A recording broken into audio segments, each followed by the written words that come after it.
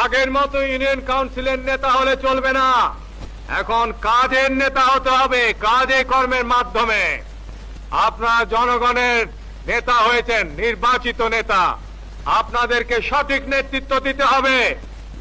আপনাদের ইউনিয়নে কোনো জমি খালি পড়ে থাকতে পারবে না, রাস্তার দুই পাশে গাছ লাগাতে হবে, শীতকালে গমের চাষের ব্যবস্থা করতে হবে, শস্য ইত্যাদি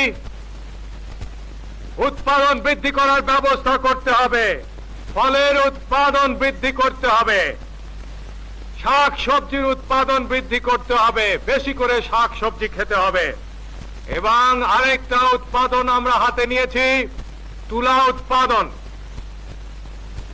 এই গত শীত মৌসুমে পরীক্ষামূলকভাবে বাংলাদেশের বিভিন্ন অঞ্চলে আমরা তুলা উৎপাদনের কাজ হাতে নিয়েছিলাম এবং সব জায়গায় সফলতা অর্জন হয়েছে। আপনাদেরকে নিজ নিজ এলাকায় আরো অনেক বেশি পরিমাণে তুলা উৎপাদন করতে হবে, যাতে আমরা তুলার চাহিদা দেশের মধ্যে মিটিয়ে ফেলতে পারি। এতে সুবিধা আপনাদের হবে যে ঘরে ঘরে গ্রামে গ্রামে আপনারা তাঁত দিতে পারবেন, নিজেদের কাপড়ের চাহিদা নিজেরাই মিটিয়ে ফেলতে পারবেন, বিদেশ থেকে আর আমদানি করতে হবে না। মাছের চাষ করতে হবে, খাল বিল ছোট ছোট নদী নালায় মাছের চাষ করতে হবে। এগুলোর দায়িত্ব নিতে হবে ইউনিয়ন কাউন্সিলগুলিকে, থানা কাউন্সিলগুলিকে। সেজন্য থানা উন্নয়ন কমিটি সংগঠন করা হয়েছে এবং এই অর্থনৈতিক বছর থেকে এগুলি কার্যকরী করা হচ্ছে।